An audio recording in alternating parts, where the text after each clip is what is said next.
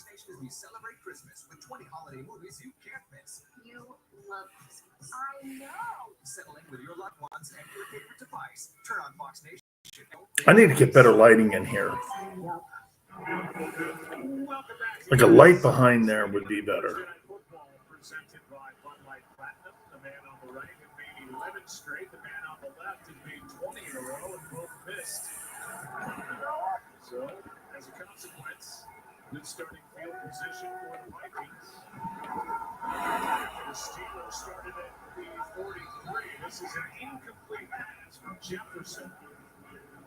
And Cameron Sutton is there to knock it away for Pittsburgh. Here's tonight's professional grade presented by GMC. TJ Watt, 16 sacks this season, ties a team record and leads the National Football League 65 and a half in his career so far. Most by a player in his first 5 years. 5 games left to rack up some more.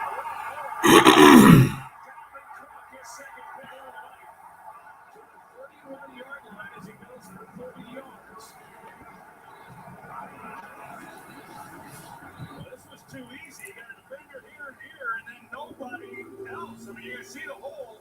You're right. I mean, as soon as the ball is handed off, the safety is going over the top, and he's thinking pass. There's just nobody in that hole at all. And there wasn't really a whole lot that Minnesota had to do up front offensively. This Steelers defense has really struggled against the run this year.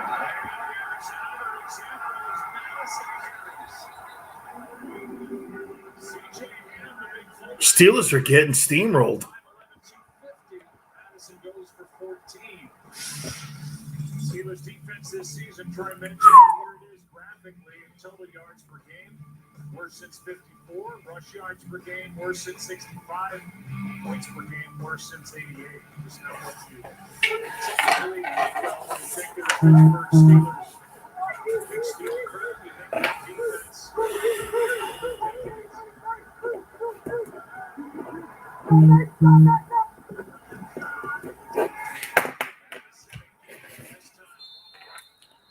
We're Steeler defense since 1954. You've got Dalvin Cook, he's averaging 18 yards a carry. And then Madison, he's averaging 8.5 yards a carry. I mean, that's the best job on that play there that Pittsburgh has done. But Minnesota's turned around and handed the ball off. It's just been too easy for Minnesota to run the football. Cousins keeps it.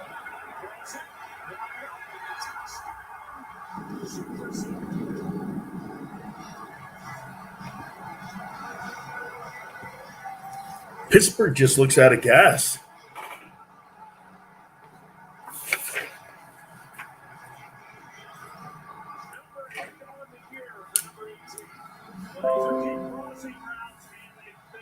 Pittsburgh in man coverage. Cameron Sutton's trying to run across the field. There's a natural pick that you're going to see that happen. See that scissor action right there by the receivers. That's what Jefferson does so well. Those deep crossing routes, you see it over and over and over. Him running back and being wide open.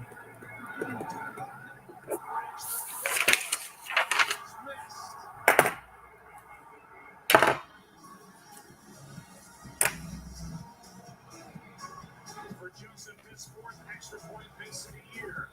A 6-0 lead for the Vikings at home on a Thursday night. What is your name? Stanton Carlisle. Are you a true medium? Yes, I am. What do I want? To be found out. How long has Pat McAfee been on YouTube? Yes, I can. Under the right circumstances. We've had our share of snake charmers. We deal with them. If you just please the right people, I'm giving you a fortune.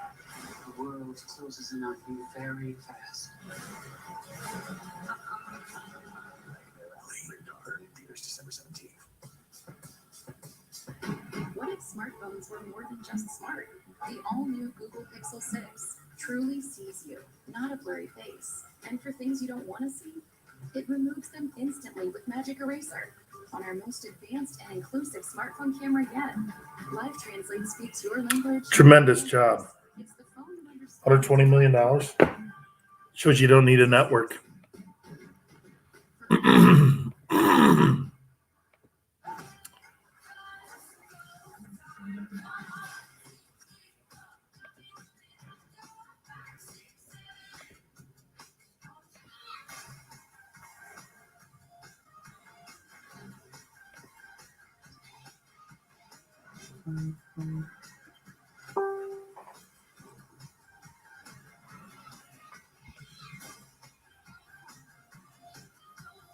Come seek the Royal Caribbean.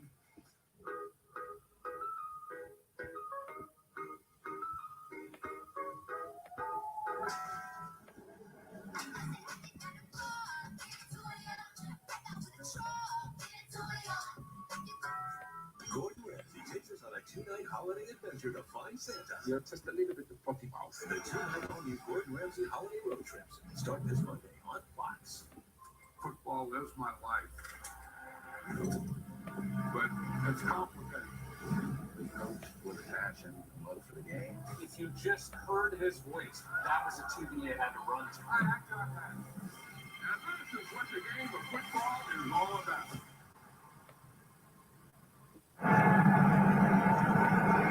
Well, it's going to likely be a record-setting first 2 years in the NFL for Justin Jefferson. Part of this fast start for the Vikings, averaging over 9.5 yards per play over their first 2 drives. With an extra point miss, and it's a 6-0 game.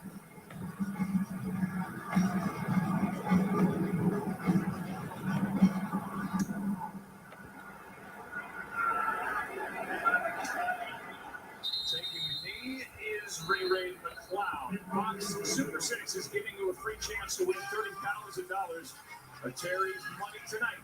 Scan the QR code and enter your picks in the TNF Challenge for your chance to win. It's free to play. Just download the app. Well, both these kickers struggling here in the early going, and Pittsburgh, they got their possession with great field position. They were unable to do anything with it. They missed the field goal then to come away with 3 points. Minnesota then gets great field position. They capitalize and come away with a touchdown.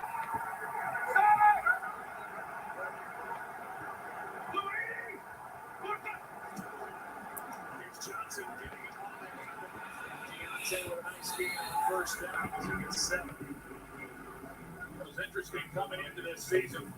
There was speculation that this would be Ben Roethlisberger's last year coming in.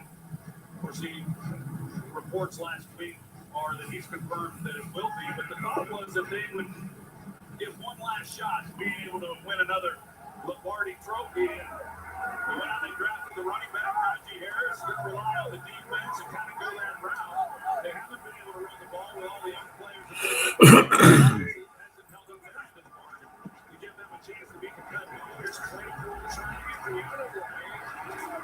Broken tackle, ball came out. And it belongs to Minnesota.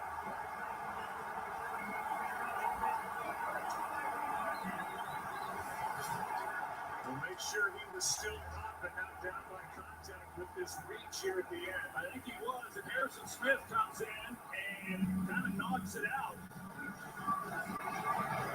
Sure looks like he is up. Heads up play there by Harrison Smith. As Deontay Johnson's just trying to get extra yards, get what he can, see if maybe he can't stretch out and pick up the first down. Awfully close.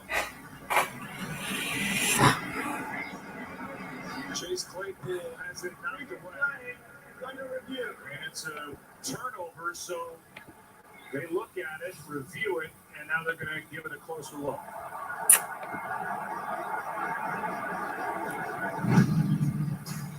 Kenny Willekes came away with the fumble forced by Harrison Smith. Will it stand up? We'll find out in a moment. What's that for? Not sure, but I'd sure hate you don't have it when we find out. This journey will be dangerous all the way to Oregon. You can police yourself, or I can do it.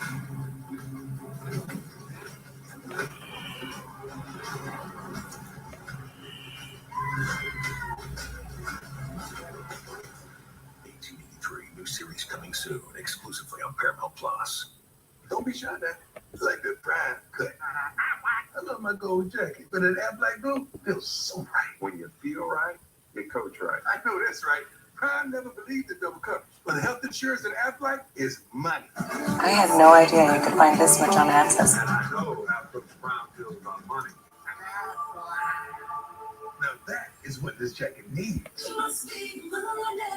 Get help with expenses health insurance doesn't cover at Aflac.com. With MailChimp, you can guide customers along the path to purchase with our customer journey builder. You're more than a small business, and MailChimp's got more intelligent tools to help you grow it. MailChimp, built for growing businesses. With MailChimp, you can guide customers and their furry friends along the path to purchase with our customer journey builder. You're more than a small business, and MailChimp's got more intelligent tools to help you grow it. MailChimp, built for growing businesses. January 2022. Experience the most extraordinary, most challenging, Okay to compete. most revolutionary cooking competition ever. It's Gordon Ramsay like you've never seen it before. We're not sitting here about $250 million. We're earnings. Where the contestants face off and the chef mentors go to war. You guys are going for it. Trust me. I got this one. I'll go my way home. Next Level Chef series premiere Sunday, January 2nd on Fox. Sunday on Fox. Dad leads the boys in NFC East showdowns against Taylor, Heineke, and Washington. Sunday on Fox and on Fox Sports app. Check for the game in your area.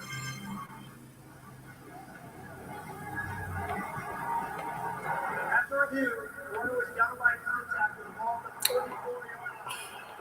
He put down at that point. There's still 2 minutes, 47 seconds on the game clock. Once the left shin is on the turf, and Harrison Smith knocked it out. That's why they're reversing the call, which was initially a fumble. And that would have been a tough start for Chase Claypool after he already had the unsportsmanlike penalty against him that cost him yardage, and then he had hit the ball on the ground. So they get a chance here with third one.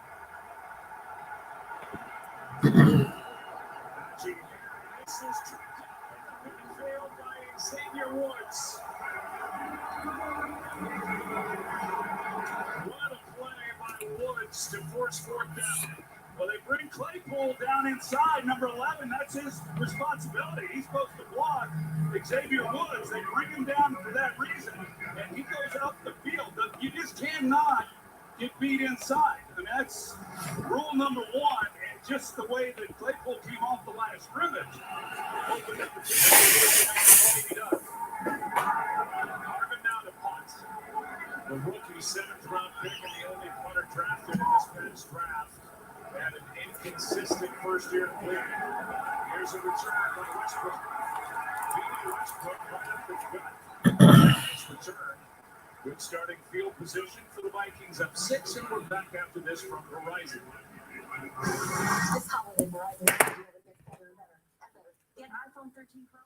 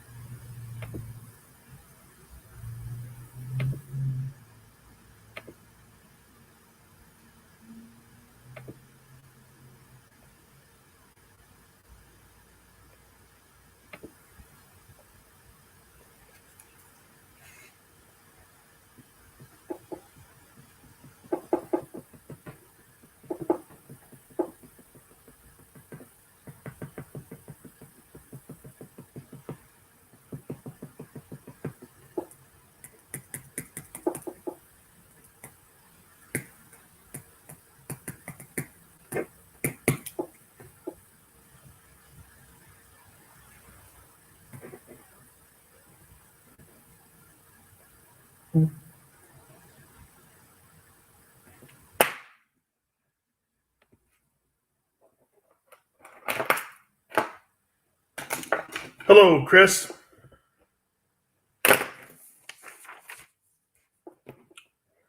Hello, Chris. Yes. Good evening.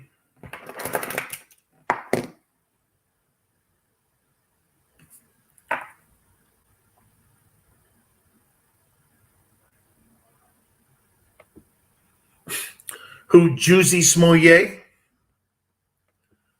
Oh, it was embarrassing.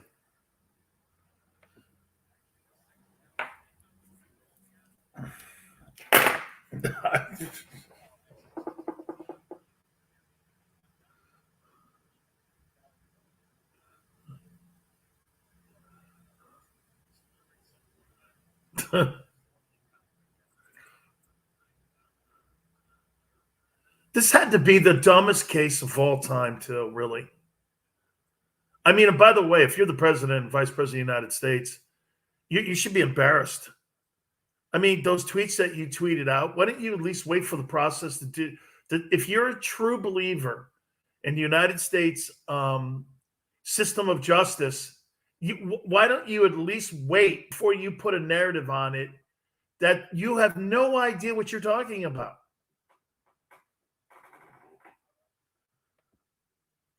I mean, that's almost like you don't believe in the justice system. And I got to tell you something. The case in Georgia was perfect. The Rittenhouse case was perfect, and so was this. The justice, you know what? I'll tell you this. All the people that are telling us in the media and in Washington about people not believing in the justice system, or people don't want cops or this and that, and they don't want protection. I don't believe Americans think that way, man. I think they want bad guys put away, and they want justice for people and for everyone to have due process. Dude, it was that was the first case I've ever seen in my lifetime that I can remember where it was old school 1960 stuff, that Georgia case. You know, where you're lynching like black folk? That's exactly what that was horrible. Oh, they did. He was trying to run away from them. What I don't like is what this kid's doing now, going around doing all these appearances now. And, you know, kid, you might want to take a few plays off. You know, I'm talking Rittenhouse. No, you need to burn the bridges and go away and live your life. Or, you know what? Someone's gonna come calling on you, man.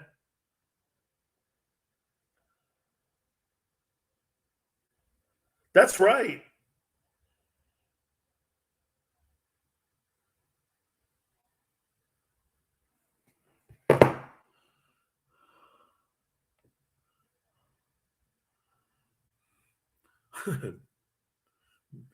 From the Kong streets, you got to remember. That's right, man. Yeah. So Kong. You can't, there's no way, man.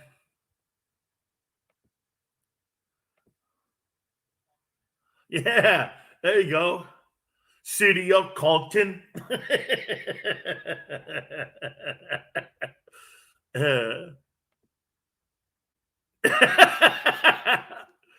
You shouldn't, dude. Straighten up, kid.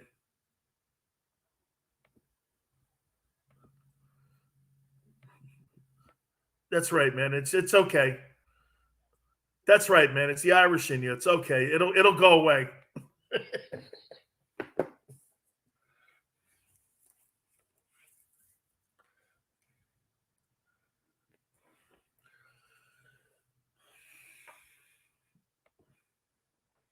Good evening, America. Dan Sileo, USA Radio Network. Love saying this to you. Hope all are having a great night. What a time in our country right now. Before we get into the sports world, and by the way, you know, I've been telling you politics and sports have been colliding so much over the last couple of years because of the pandemic.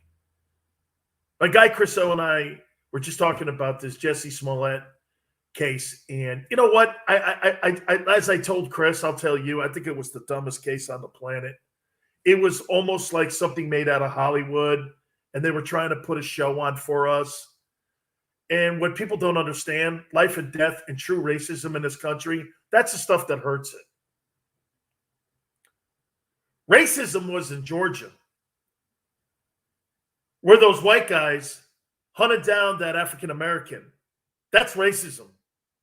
That's racism to the definition. What went on in Chicago was a hoax. But you do more damage to true racism in this country by that than anything you can do. Is this country perfect? Absolutely not. But I'm convinced now, even more so, that the justice system in the United States, is it perfect? Absolutely not. But we've just had 3 cases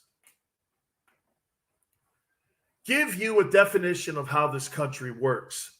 As I said, that Georgia case was a slam dunk, man. They hunted that poor man down. They hunted him down. The Rittenhouse case, you saw the facts in the case. And I agree with many people. Why are you bringing a gun to a situation like that? You're looking for trouble. I'm not suggesting, by the way, I think every American has a right to own a weapon. I don't own one. But I do think you have a right to do that in this country. This country was built on that almost, right? So I don't have a problem. Do I think there needs to be more hoops people have to jump through to get particular type of weapons? I do believe that. Because I think that's a mental health issue. What we saw up in Michigan. I think shootings and all that stuff, I think that's mental health. It's not the weapon. It's the mental health. But the accessibility to it too. Again, I'm not going to do some gigantic political rant here, but I'm going to lead it into where I'm going here, okay? But it's political narratives, just like with COVID. How do you make a pandemic political when people are dying? I guess it's the same way you every time see a shooting like you had in Michigan. What you'll do is you'll politicize it. Or this Smollett case, immediately jumping to conclusions without getting the facts. But isn't that what social media has done to people today? It's not so important, the facts. It's the moment, and it's the story in the moment.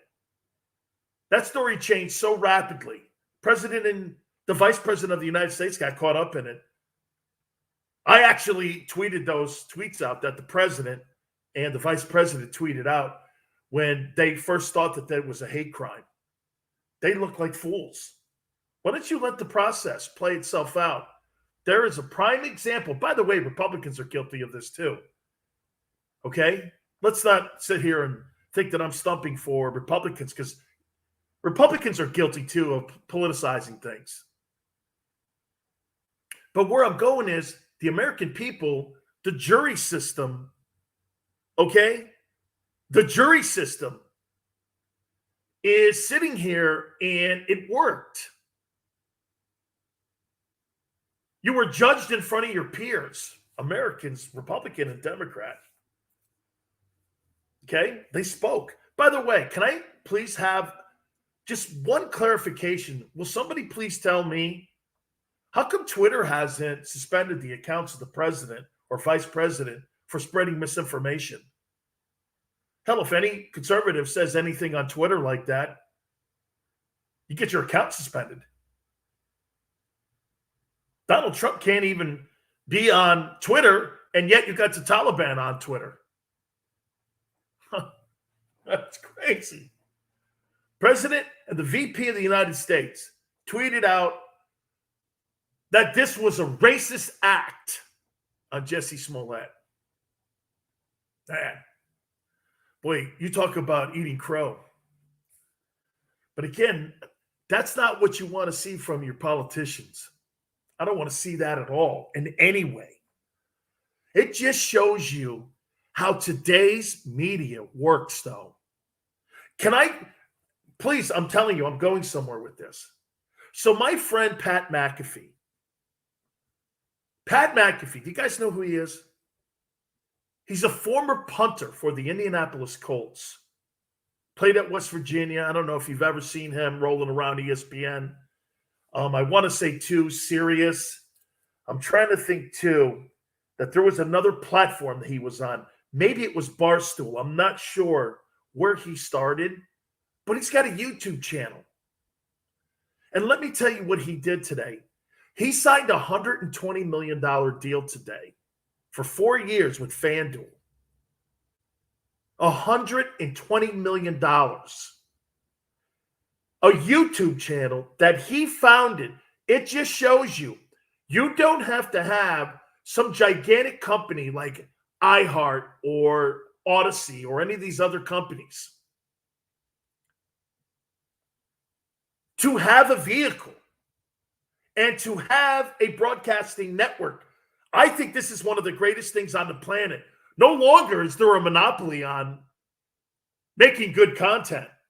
If you make good content, people are going to find you. Okay? The greatest thing I think that is happening here is that people are getting sick. The more we see stuff like this, the more you watch Fox News or CNN or MSNBC, the less people are going to trust you. And they're going to be looking for other vehicles for content. My friend started a YouTube channel. One account now makes him $30 million a year. That is remarkable and awesome. And it's needed because it's going to keep these other people at bay.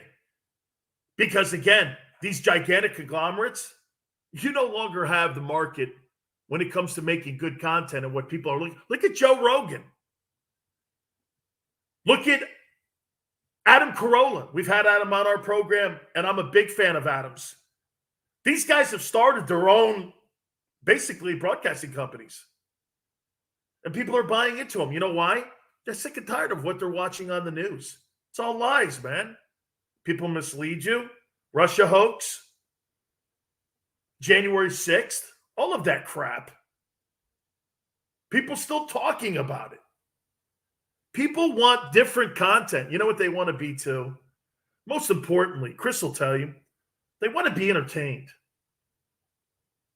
What do you think made Rush Limbaugh such a gigantic force in broadcasting? Because he was polarizing, he pissed you off, and he positioned himself to be the voice of reason for conservatives, which pissed off the other side. He was basically giving you the Howard Stern ping pong. What will he say next? Those guys are hard to find.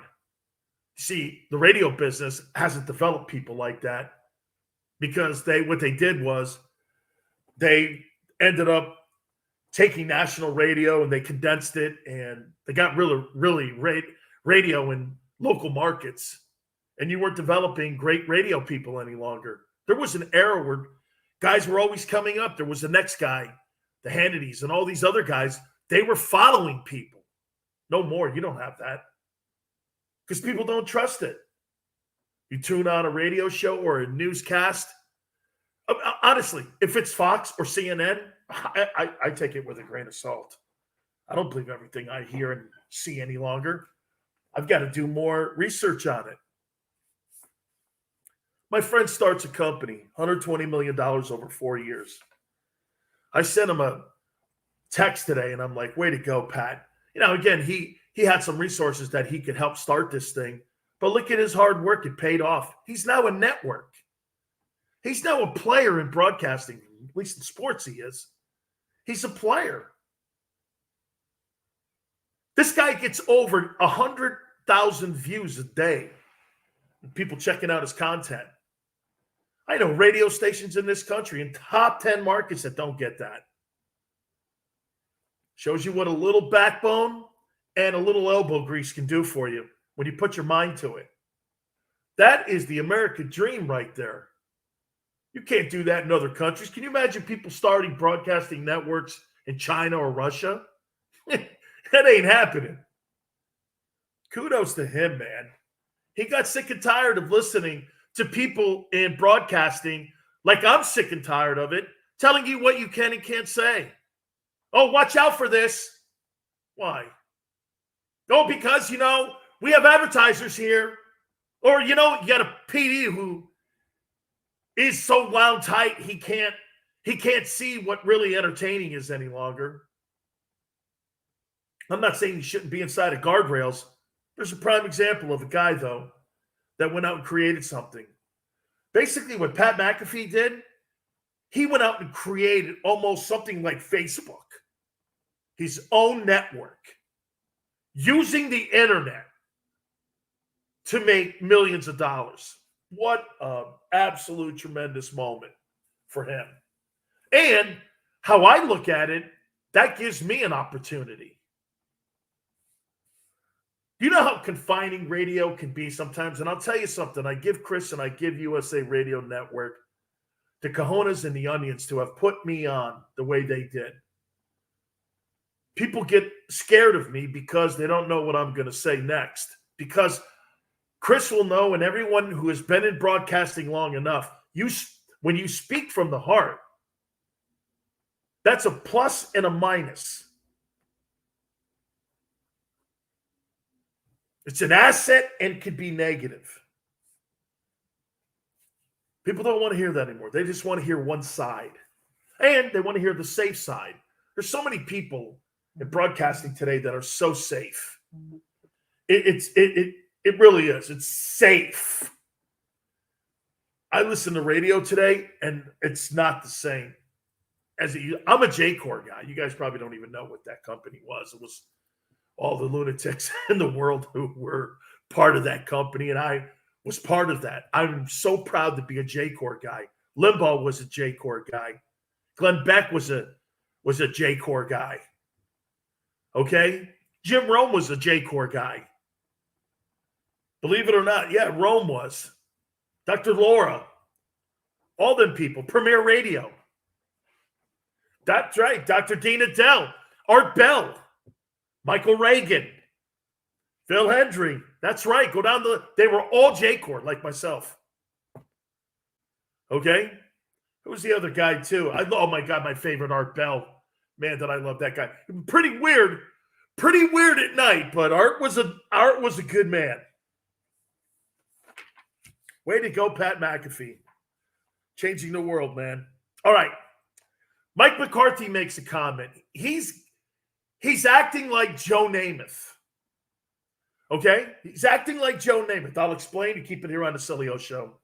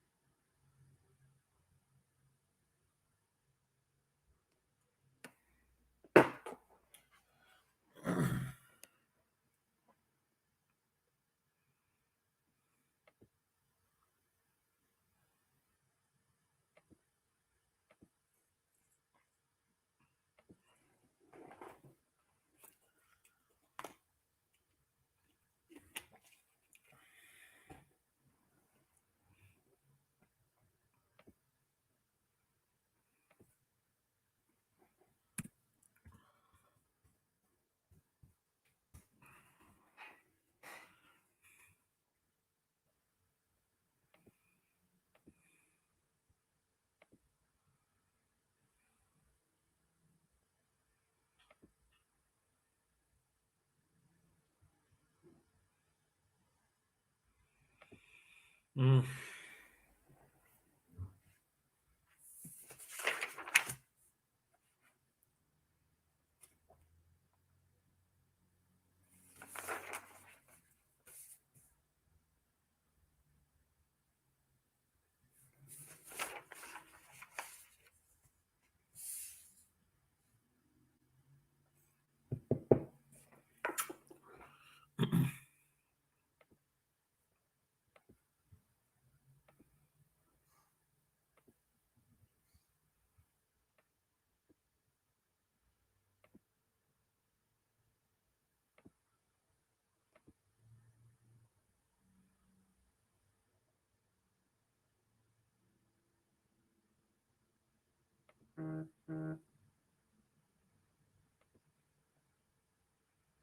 Yeah, what the hell is this?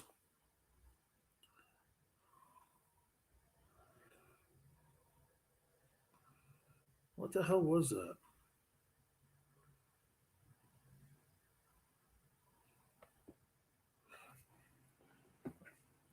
We don't care about that in our island. You're gone, you're gone. No, you get picked up and whatever, it's on you.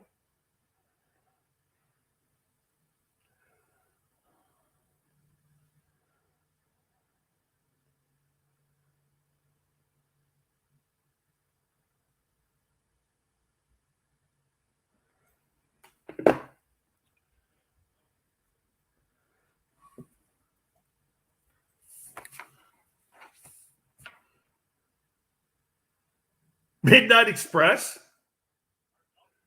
Art Bell, that's right. Way to go, Dan Silio, USA Radio Network. Wow. Yeah. Art Bell was so great at night, folks.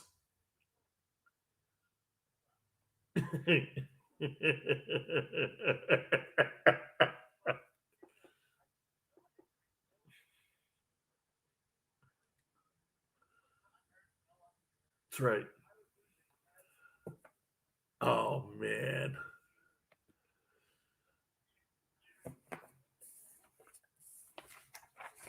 Just fabulous.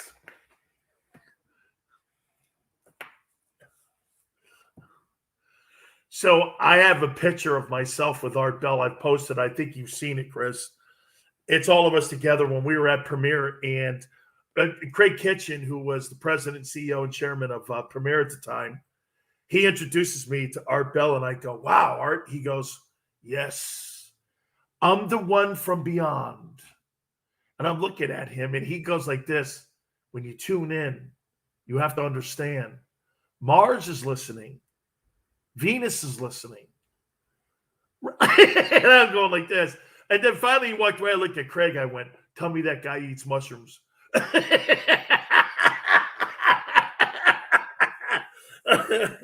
He looked at me and he goes like this. Don't say that out loud.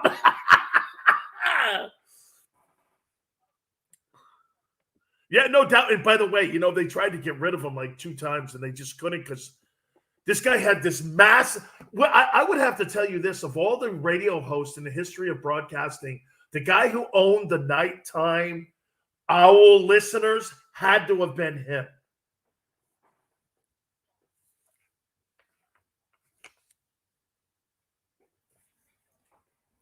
Yep. Yep. Yep.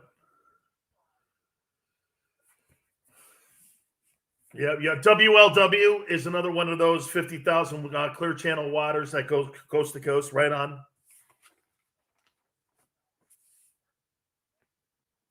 Yeah.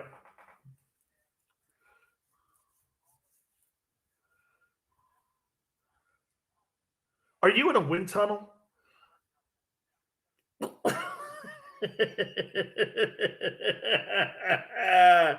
I'm like, it sounds like he's in a wind tunnel testing out new engines for like Boeing. Oh, no, that's right. Speaking of Art Bell, Chris is at Area 51 right now. So anytime you hear Chris, he's piping in from from Area 51, Studio 51. What the hell's wrong with me? crazy, man. Yep. God, man, those were great times just listening to some of those guys. Even Drench, who used to have a show too.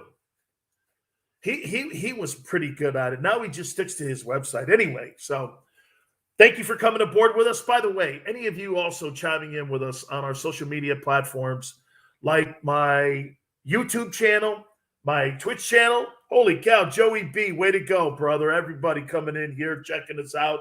Like you do, you add some content to our program, and I love it. Absolutely awesome anytime that you do it. So we're all good here. Let me throw this at you here. Head coach of the Dallas Cowboys, Mike McCarthy, came out this week, and he did his best impression of Joe Namath. I've got to hit on this.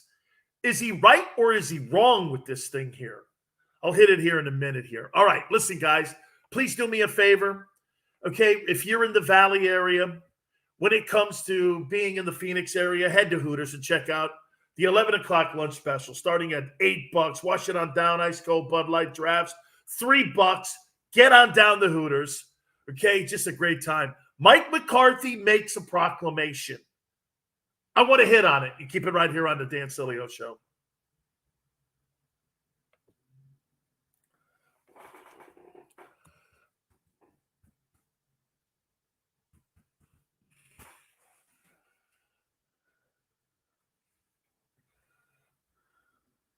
Yep.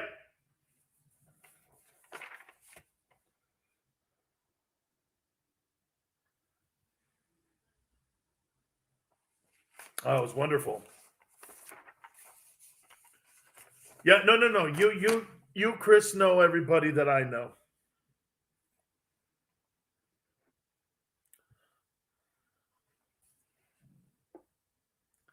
Dude.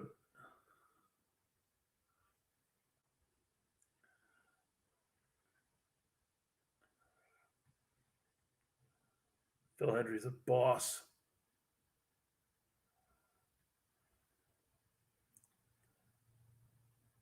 Dude, you know what, though? Honest to God, this guy, Pat McAfee now, $120 million, 4 years. He's his own network now. You don't need radio and any other. You want radio part of your platform because it's just another part of a platform, but it just shows you a little hard work, dude. You can create content anywhere. People will find it.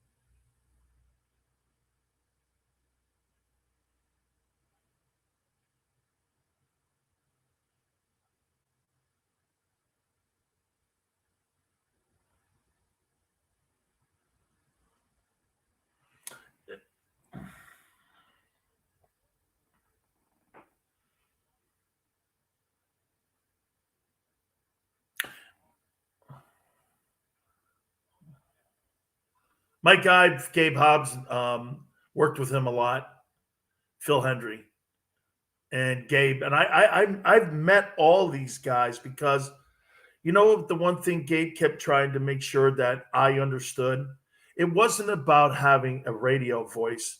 You know what it was about? Being unique in your delivery. And all of these great guys that I was around, Hendry and Rush and Glenn, all their deliveries, dude, don't sound like the next guy. That's the key, Chris. Don't sound like the next guy. The closer you are to sounding like yourself, the more it's going to resonate with listeners.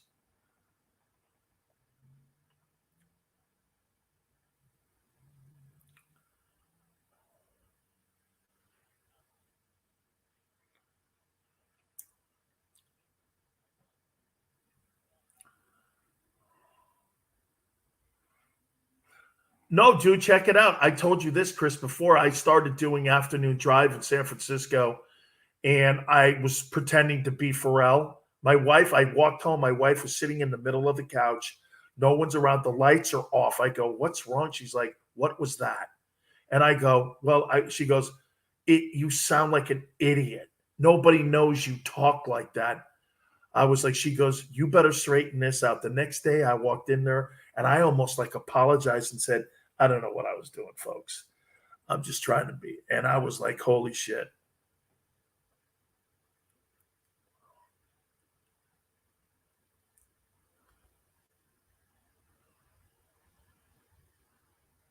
So true. So true, man. It's so, you know what you do is you take a little bit of things that you've learned from those folks, and then you make your own sauce with it. You know what I mean?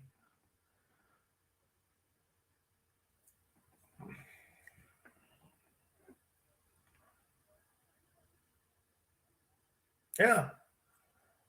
No. I have no.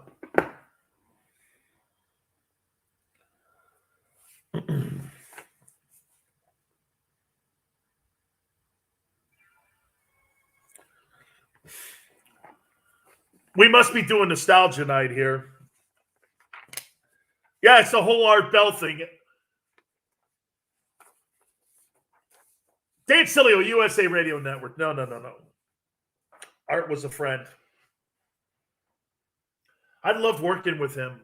You know, Chris and I were just talking about broadcasting a little bit, how, you know, the more you're you, the more people will listen to you. That will always be the reality in broadcasting. That's so what it is, man. You just be to yourself and be true to yourself. And if you're getting in this, by the way, if you're getting into broadcasting, stop.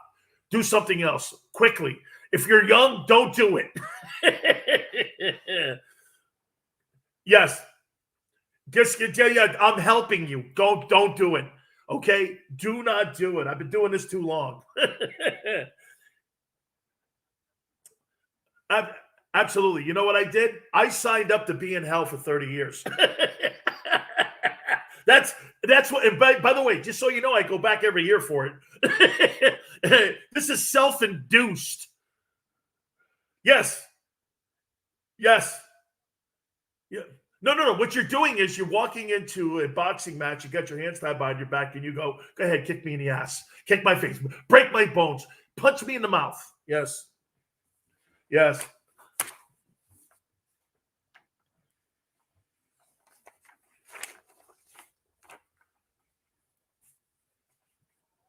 Yes. Neil Rogers, right.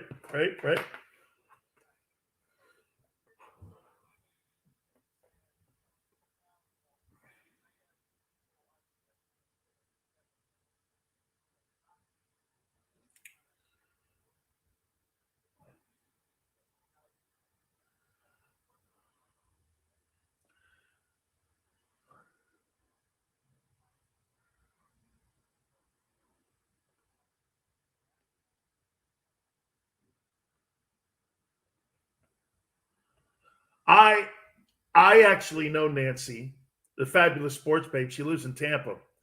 And I love Nancy to death. And Nancy was one of the pioneers that she was able to. Whitney Johnson was her little sidekick. He became my update guy once I moved from San Francisco back to Tampa. And Nancy, in my opinion, I never really liked the content, but you know what I love? That she was first at what she did. And she was a groundbreaker. And when you see how she was and how edgy she was, you go back and look, there has really never been another woman broadcaster like Nancy, the fabulous sports babe, in history. You can't name me one that has been with the impact that she had. She was up over 350 affiliates at one time, and it just got to a point. Nancy is a absolute revolutionary. I thought, and I'm great friends as everyone knows, with Scott Farrell. I started out in San Francisco with Scott. Scott had Farrell on the bench. That was one of the very first sports syndicated programs in over 1,000 markets he was in. Even going back, Cosell was on a bunch of places. Costas at Night was also a show, but some of these shows were so good in the sports world. I just don't see them any longer because, look, ESPN's unlistenable. CBS Radio's unlistenable. I mean, it's safe radio, but guess what? That's where radio is today, Chris. It's in a safe place because people are afraid of cancel culture. And if you say something off color or sarcastically, no one is going to give you the benefit of the doubt because, look, here, I'll give you, for instance, like, look at Stephen A. Smith. He can make comments about anything, and no, they give him a raise. You have actual people that get fired off that network for saying something or having somebody like Nichols pulled off the network because of some conversation she had about the way they handled women on that network, and she gets yanked off the network. But Stephen A. Smith says this: the face of baseball can't be an Asian player because he was born in Japan. That's racist, but it's just what it is today. So yeah, no, I mean, I look at radio today, especially in my business, in my sandbox, it's at its all-time worst right now.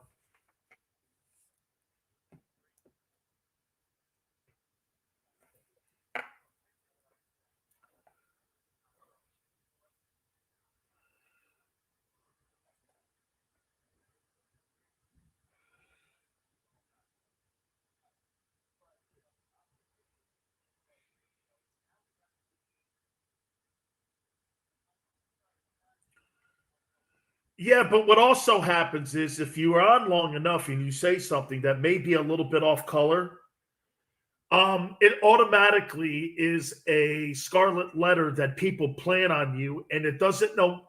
Even if you apologize or you say that, hey, I misspoke, it doesn't matter. There's some people that I have a scarlet letter. I said Three Monkeys back in 2012. It was a complete mistake. Complete mistake. No one wants to hear that, though, because what they'll do is, even the eggheads that are on Twitter, they'll castrate you. They'll say whatever. And get this, that carries, and people get afraid. And people in my business, they're afraid of that stuff, Chris. I mean, and especially with a conservative lean, I'll say, that I have, because I do have a lean. I'm not saying I am, but I lean there. It's not going to cut it with companies, man.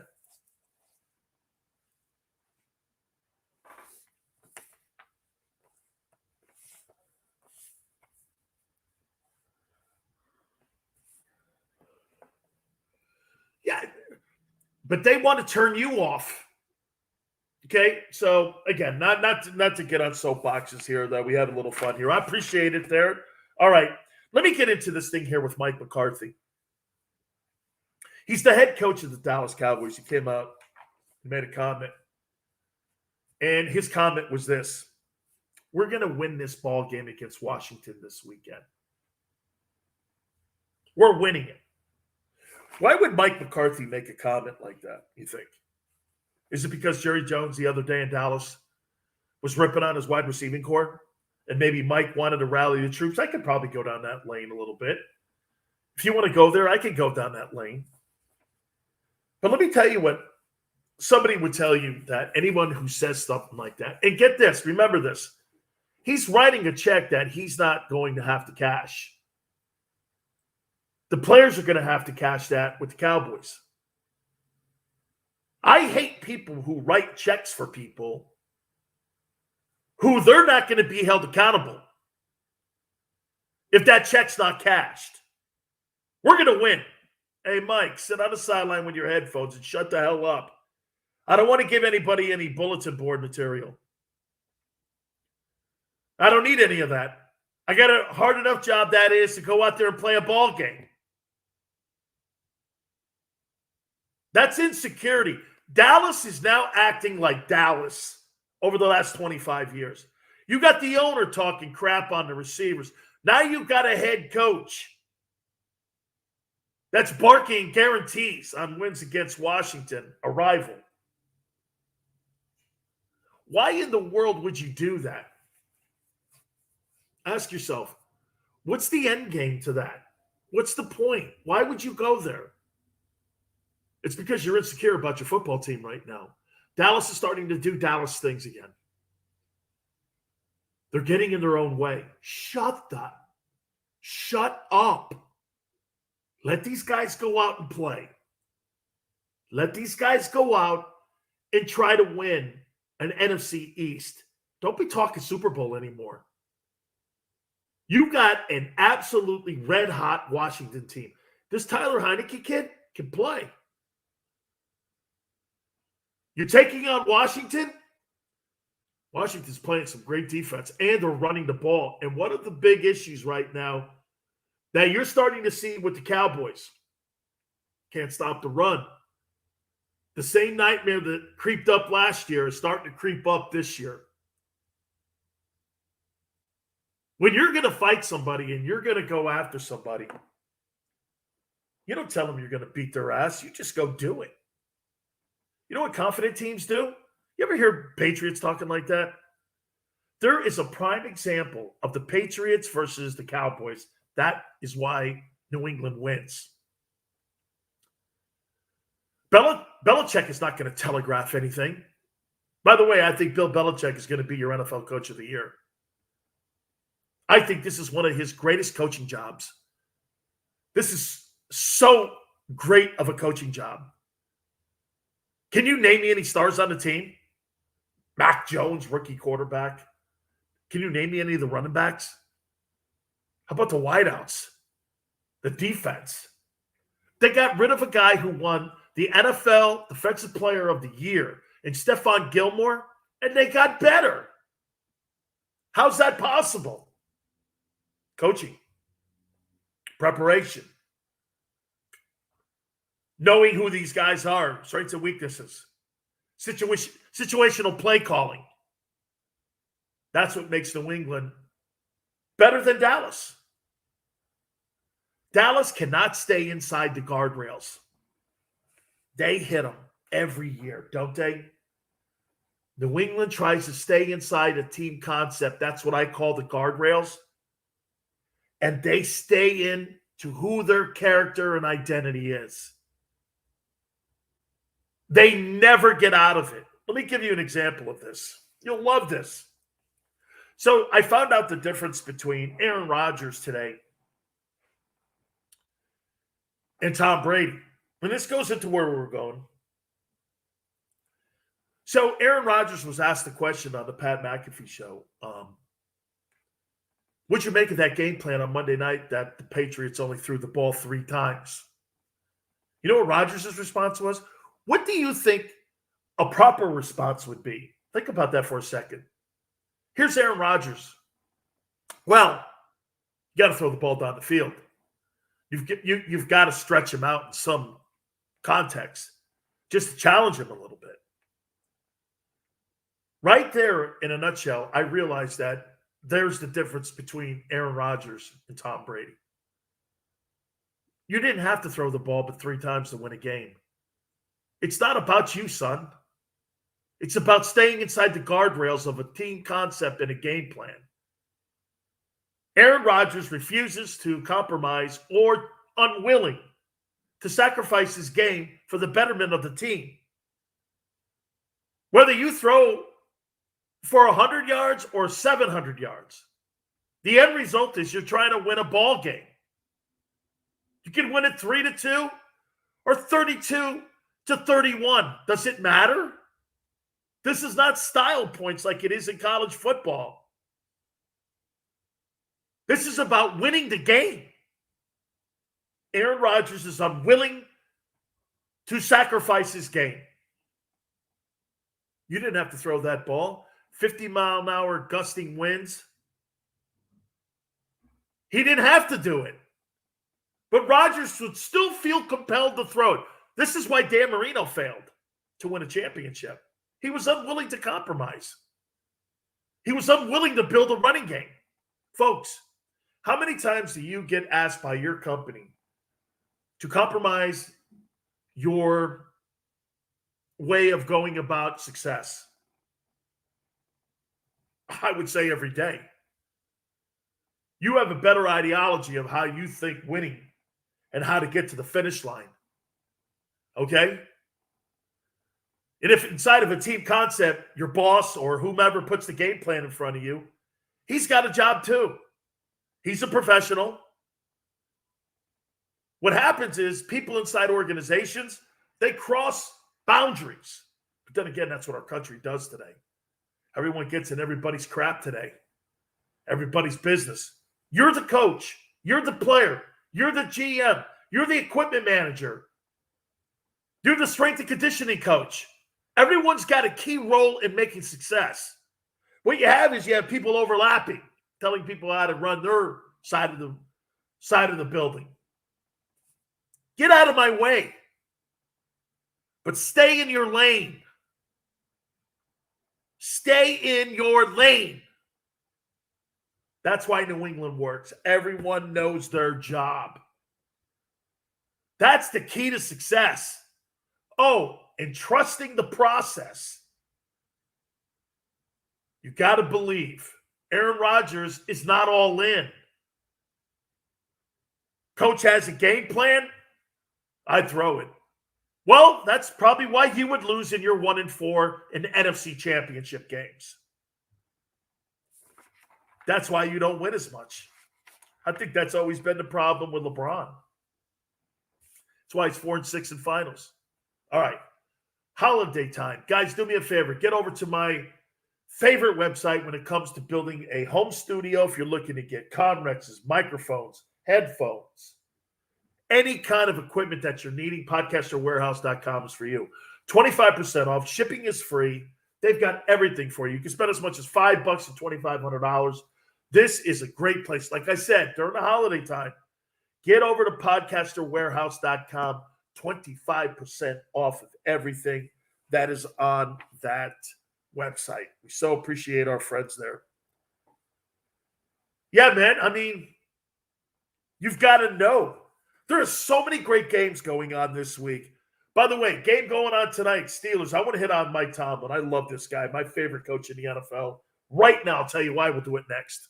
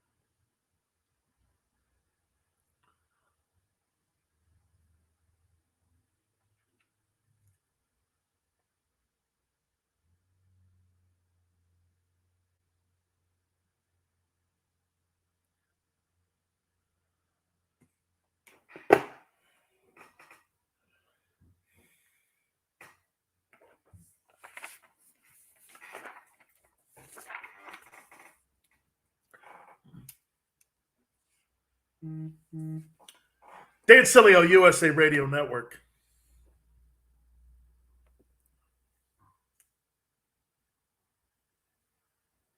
Got people on my my YouTube channel chiming in saying the Steelers suck. They're getting crushed tonight by the Vikings. And it's rare. They're 6-5-1 going into this game.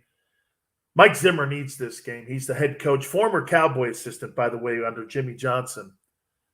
He's the head coach of the Vikings. They're up big in this game. I think if Mike loses this game tonight, the Vikings head coach, he's out of work.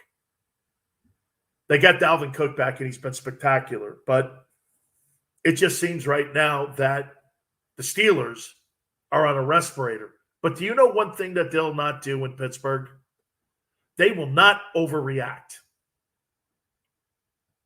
How many times do you see a company that as soon as something goes sideways, knee-jerk reactions everywhere? Isn't that type of company the most nauseating thing you could possibly do? Do you know what kind of personality that reminds me of? It reminds me of the guy that you show up to work. One day he's happy, the next day he's crying. The next day he tells you how much he loves his father. Then the next day he tells you how much he hates his father. I hate those people. I hate those swings in the pendulum and like that so much.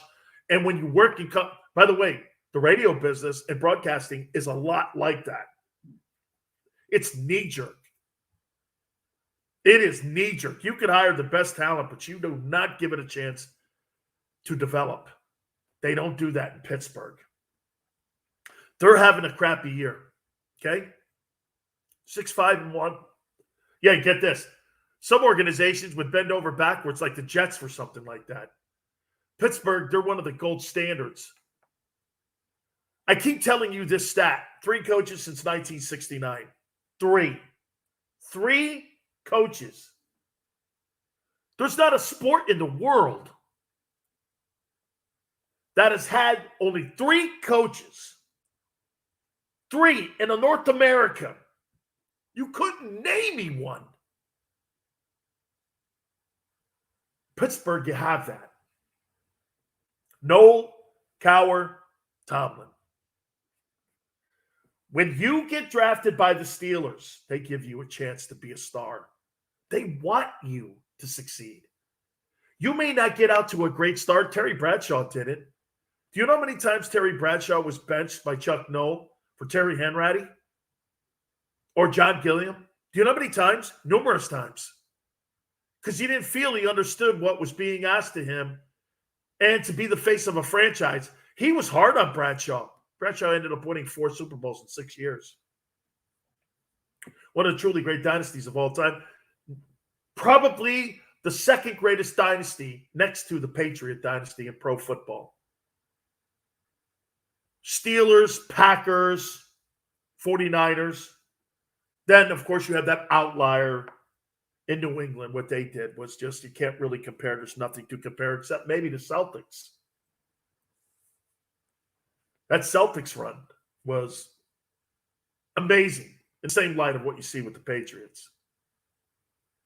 But they're not going to overreact. They're getting killed. You think they're going to have a come-to-Jesus conversation with Mike Tomlin and the up? No. They believe in what they're doing. Will they have to adjust some things? Sure. Maybe a coach here, maybe a coach there, maybe a philosophy change, maybe a redirection, maybe more than free agency. That's not something Pittsburgh likes to do. They don't like to spend free agency money because they believe, get this, and the people, like, you know what they would do? They would hire you. And they want your drafting to be right. They don't want you to go like this to find a Band-Aid out there in the open market where they have to overpay. When you go out in the open market and you have to find a free agent like that, isn't it, by the way, just think about your own company. Isn't it greater to advance from within? It's cost efficient. It's better. There's better transitions when you go from one level to another level. Isn't it better? Instead of getting that helter-skelter scenario. I wouldn't really fret. SB Kane's telling me, Dan, Steelers sucked. You mean the Steelers are having a bad year? They are. They're having a bad year. That organization does not suck. That organization knows what they're doing. And they'll right the ship because that's what Pittsburgh does. So it makes them absolutely, in my opinion, one of the best. All right. There's a guy that's failing his audition in the NFL, and I want to hit on that. We're also going to take a look at where they stand going into this weekend. A lot of great football this weekend. We'll reset. You keep it here on the Sileo Show. Be right back.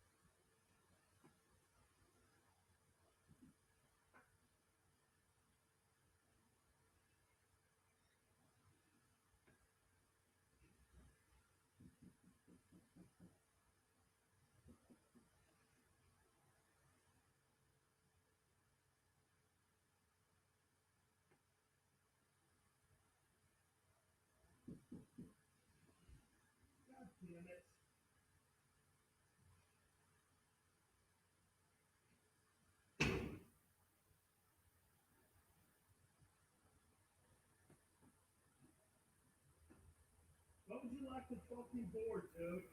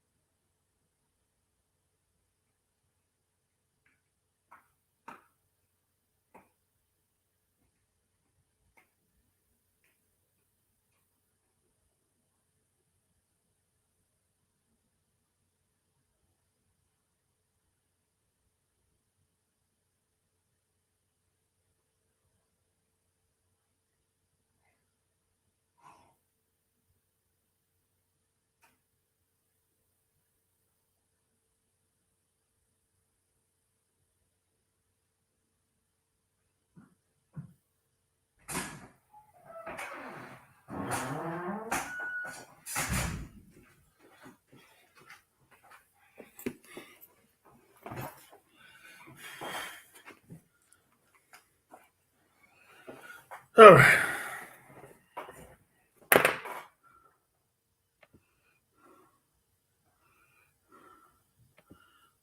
What's that?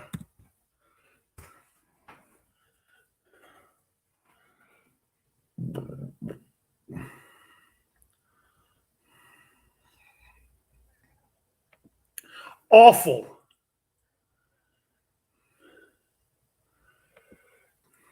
Bro, how about this? I think it's like 50 out right now and raining. Well, I'm kind of inland here a little bit. Oh, dude, it's cold out and it's damp and it's been raining all day.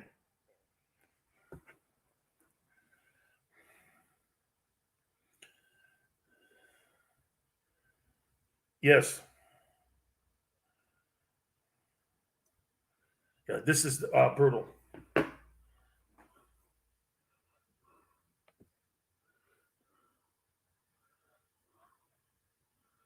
Disgrazia, okay. Yes. Actually, I would say this. Let's see. Nah, okay. Istaramir al Bajamago. You can kiss my ass. This thing sucks.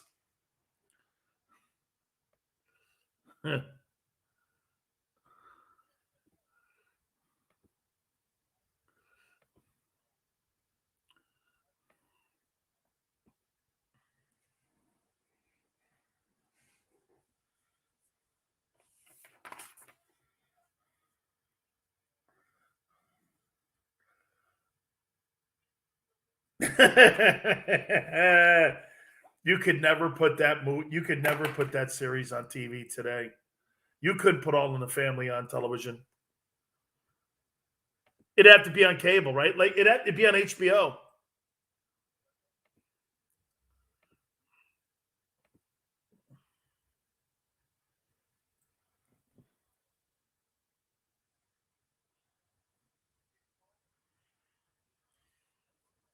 Huh.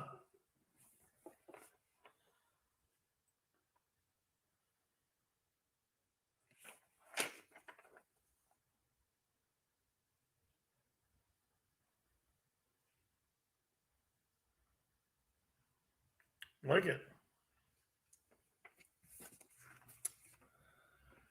Dan Cilio, USA Radio Network. Welcome aboard. Hope everyone is enjoying their holiday time. Oh, yeah. Guys. Maybe I should. You know what? We need to make a promise to listeners now. Let me do this. We're going to make a promise to listeners. It's December 9th. When you come to our show, you're going to be inspired from now on. We're not going to talk a bunch of crap on people and give you soliloquies or rants or whatever. We want you to feel good about the holidays. No Fauci this, no conspiracy this, no January 6th, no stuff that we're seeing with that case with Smollett talking about vaccinations for NFL guys. No, come on. No? What makes you feel good during this time of the year? Family, friends, food. Funny, huh? Your family. Some of us have had loved ones move on. This is not a time to be sorry or sad about them. This is a time to remember how great it was when you were a kid and how things in life was different and how you had no responsibilities and how when you were around holidays, it made you feel good, right? I know in my family, this is going to sound really weird when I say this to you. Do you know why? One of the reasons why I like The Godfather so much is because they have a family tone to it. They're around the dinner table. They're talking. Their sons and father and everybody, loyal to one another and your families. My family was enormous. I have a gigantic, or I did when I was younger, gigantic Italian family. I tell people this when I grew up. Do you know, I don't think I went to McDonald's until my senior year of high school. I didn't have to. I had the greatest cooks north of Sicily. I mean, every gosh dang aunt of mine, wow. They were amazing, amazing cooks. Just the best. We would also have our holidays. My grandmother had this homemade stand for her tree. And she put out all the Italian Christmas decorations we had in our house. She'd really fancy it up. My grandfather got involved too. We'd have the snowman out front. I told you the story about the long jockey. My grandfather, by the way, my grandfather, when he was a young man, used to go to the Apollo, and he loved watching all the African Americans that performed at the Apollo. My grandfather would go down to the Apollo, he would tell me, and he would see Sam Cooke. He would see Otis Redding. He would see all these guys. And it was just such a fun time growing up. You know, I don't know if I don't know if I told you the lawn jockey story. Grandfather had this lawn jockey. You know what they are, right? It's a guy holding a lantern and he's out front and it's kind of like a light on it and it was near our front. I can hear my aunt right now back in Connecticut going, don't tell it, don't tell it. So we would be in, like one day the lawn jockey was tipped over. My grandfather goes, Jesus criminy. So my grandfather is like, why would the long jockey be knocked over? Sure enough, he would put it up, right? Next day, the lawn jockey got knocked over. So finally, my uncle and I go like this to my grandfather. Dad, the lawn jockey, he's black. And the mailman's black. And he's like, well, what's that mean? You might want to paint the face white. And we're telling my grandfather this. And we never noticed it. So my grandfather paints the face white. The thing was never knocked over. and the guy used to deliver the mail right to our door. We were like, oh, this is great growing up down in the Cove in Connecticut. I loved it, man. A whole Italian section down there. Oh, it was fun. That's what it reminds me of. That's what we should be doing. We should be remembering the great times and the future with your families. We come out of a horrible time with this COVID. Now they're coming up with this other strand conversation. It looks like it's not as serious, but that's why, one of the reasons why I combine general talk and sports talk together. See, I don't like to call my show News Talk and Sports Talk because I think it's general talk and sports talk. I think that's a fair description of what I do. Because I see the things that are out there that every sports fan sees, and we all go through it, right?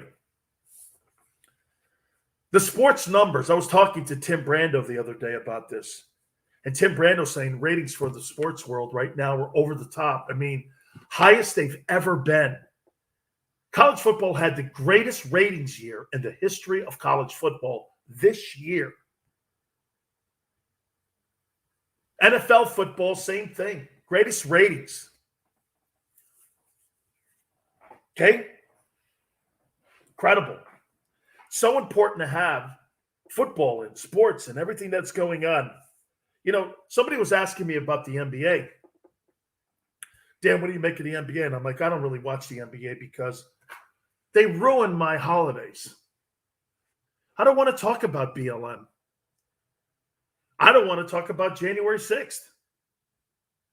I just want to talk about what makes me happy. And some would say, well, why would you bury your head in the sand? I turn around and look at you and go, because that has no bearing on my life in any way whatsoever. That doesn't put food on my table. That doesn't pay my rent. That doesn't pay my electric bill. It has no bearing on my life. The stuff that I see today, people talking about Aaron Rodgers being vaccinated, I don't give a crap about that. I have no bearing, or it has no bearing on my everyday life. Here, somebody did say something to me. Let me ask you something here. And I get asked this question all the time. I have a teenage daughter. And this is probably the only topic. And again, the reason why I bring this up is because somebody was asking me about politics, and I'm like, no. Let me ask you something here. This is going to be kind of controversial here a little bit. Follow me here with this. The political landscape now is trying to do something to women's sports that I have such a major cow with. Let me ask you this. You think it's proper that the White House or government allows transgender people to be involved in women's sports? Yes or no?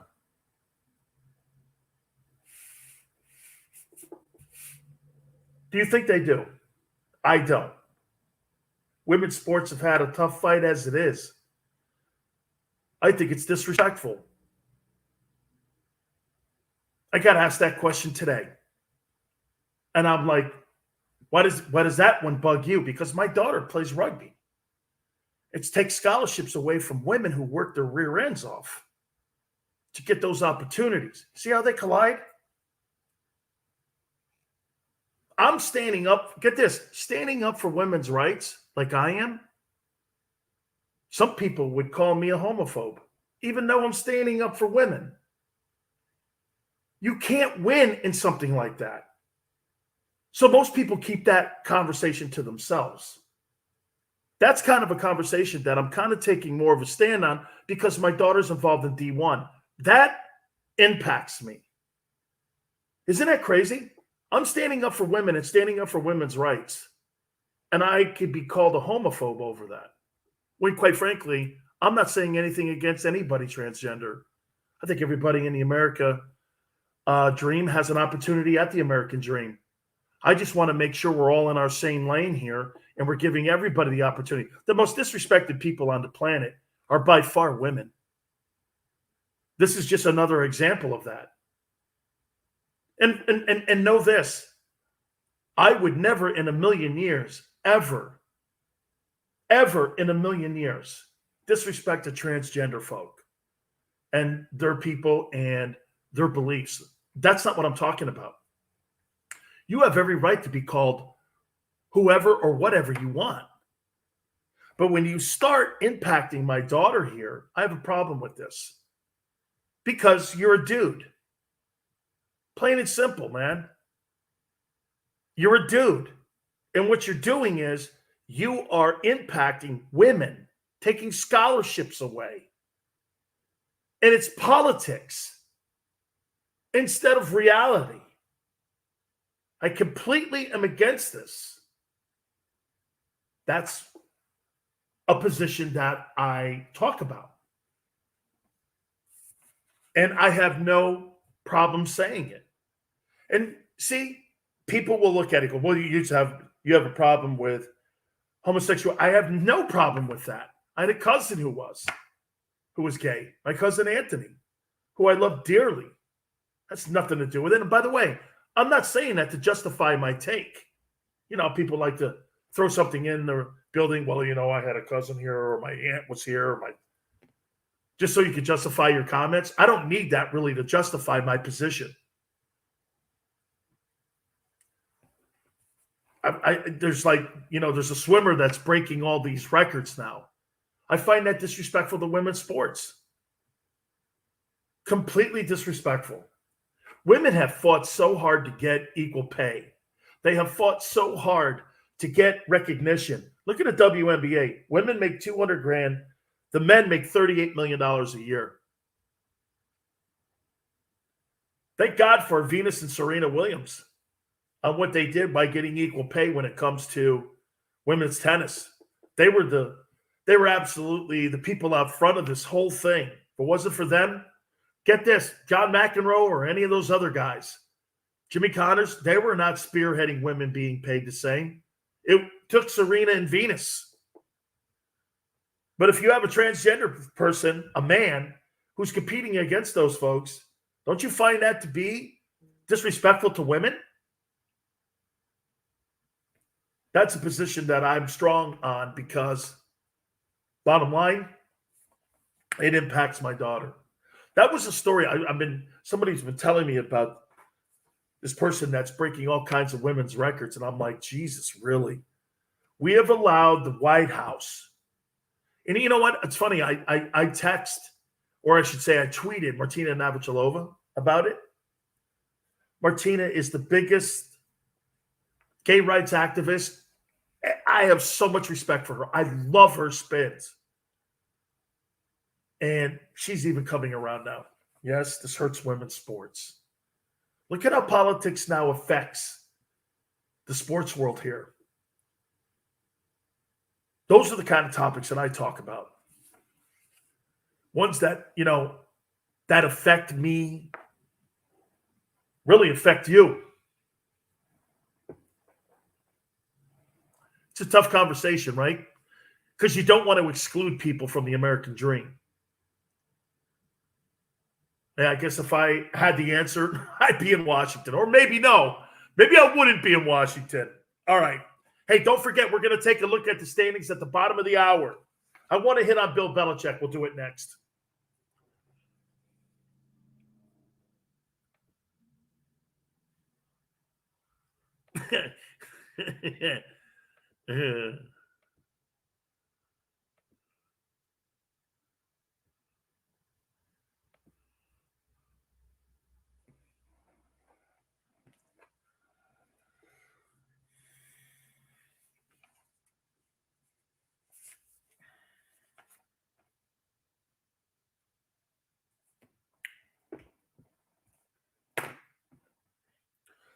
I know I would go like this. I would like to have my filiconster, if I could, please. And I'm going to sit here and filiconster why this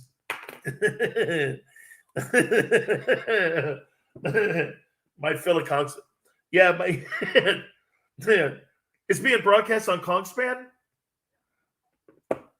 Oh my God, man. Yeah, usually they reserve that for Republicans.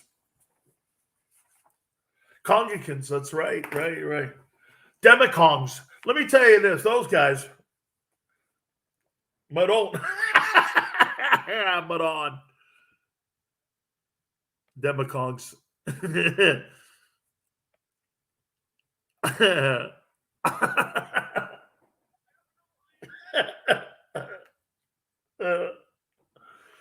Oh, man.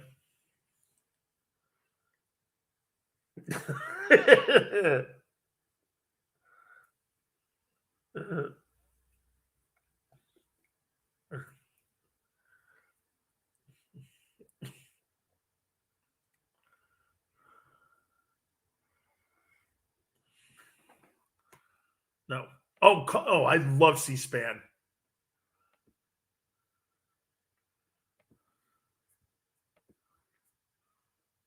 Yeah. No. And he does a Republican and Democrat phone line.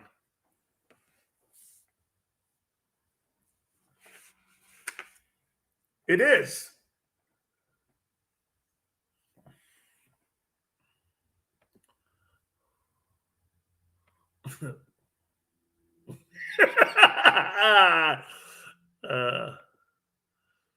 Mr. Kong goes to Washington with his Tom-Toms and his bananas. What party is he with? He's with the Banana Republic Party. The Banana Republicans, right? What is that he's got? Is that a gavel? No, it's a coconut with a stick through it. Now you can't leave.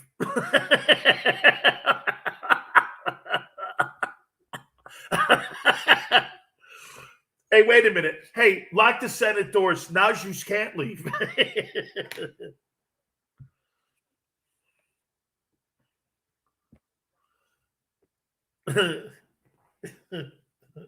Look at me. Hey, Mr. President, we now have King Kong. Thank you. Bananas for everyone.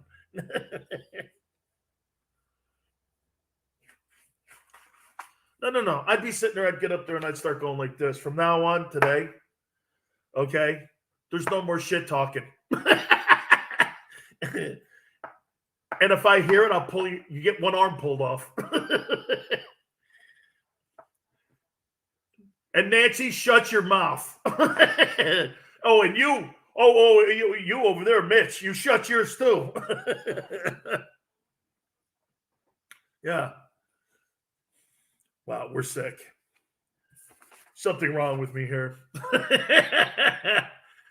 Oh, man. Dan Sileo, USA Radio Network.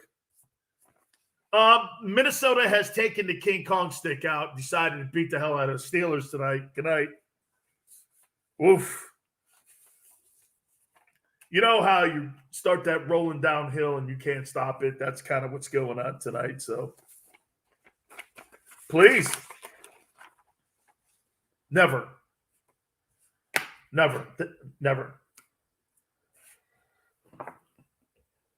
That's because you're always winning. In 15 years, Chris, he's never had a losing season.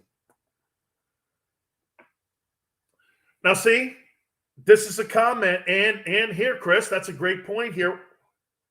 No. Let me throw something else at you, too. And I believe, if I'm not mistaken, I think Mike Tomlin, over the last, 8 years, I think he's 8-7 in the playoffs.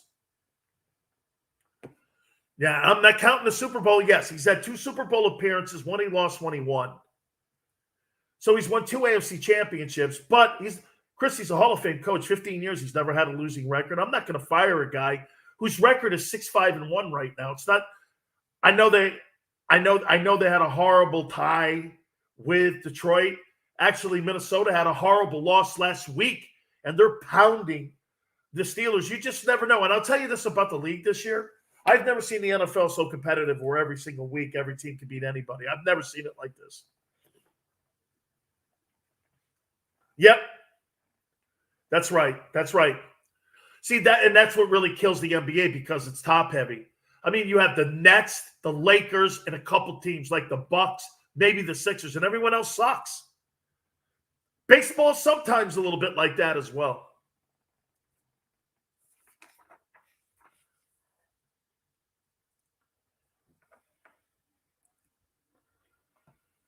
I do like that, and I heard that, and I posted that about a month ago, and I have heard that there was a lot of talk that he wants to get somebody in the building like that, and it would be a contract that would rival what you saw with John Gruden. It would be a $100 million 10-year deal. Cowher's still a relatively young guy, and that is an absolute truth, that somebody like that going into Las Vegas. Now, here's the problem with where you are in NFL salaries. There is no question, guys. What we've seen in the college game, coaches getting get this, my friend Mario Cristobal just got a 10-year, $80 million deal to coach the Miami Hurricanes. Brian Kelly just got $95 million over 10 years to coach LSU. And the guy Lincoln Riley just got $113 million to coach USC at Southern Cal. What do you think these NFL salaries are going to be? It's no longer 10 years, $10 million. You're talking $15 to $17 to $18 million. These NFL salaries are going to go up, or guess what? The NFL is going to start losing great coaches. And the NFL knows you're going to have to start paying big coaches now. To get Bill Cowher, I think, out of the broadcast booth, if you're Mark Davis, with the amount of money, hey, by the way, do you know that one of the poorest teams 3 years ago in the NFL were the Raiders? That's not the case anymore. That move to Vegas has made them one of the richest teams because of the amount of money that they're generating in Las Vegas. Remember something, state sales tax doesn't exist in Nevada. They don't have to pay those crazy-ass taxes that you have to pay in California.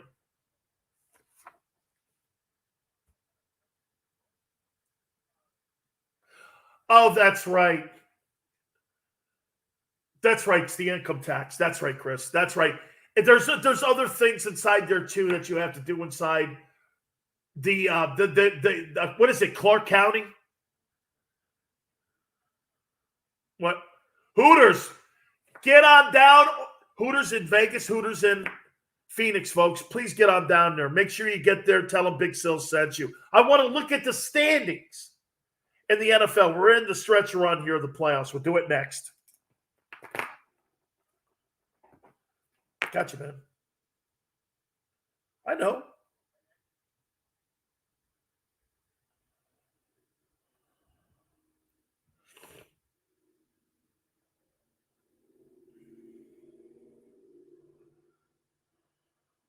No.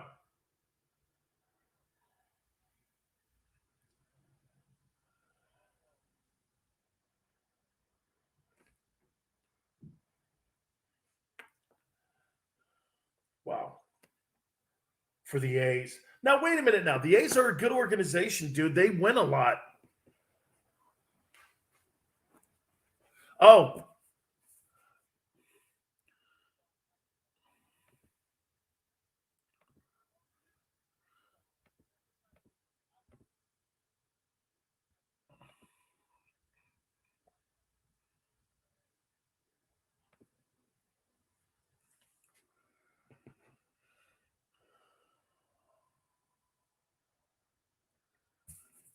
Are they trying to get? Is Cash?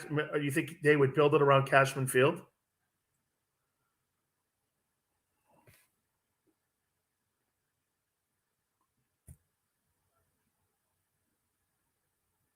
Wow.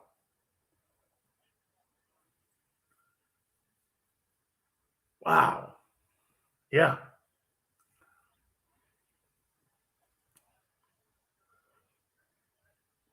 Yeah. No, it's right across the street almost. Yeah.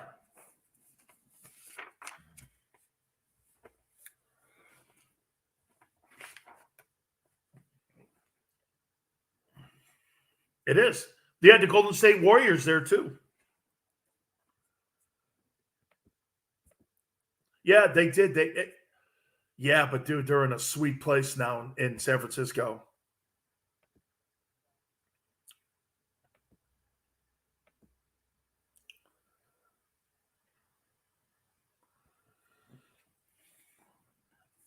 I like that. I like that organization, man. They're really.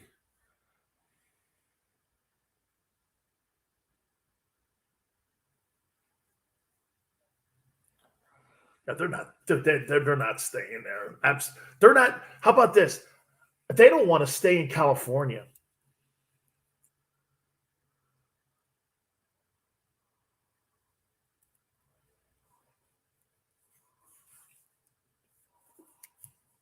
See, I think the Rays are going to move to, like I told you, I think they're going to move next to the Hard Rock.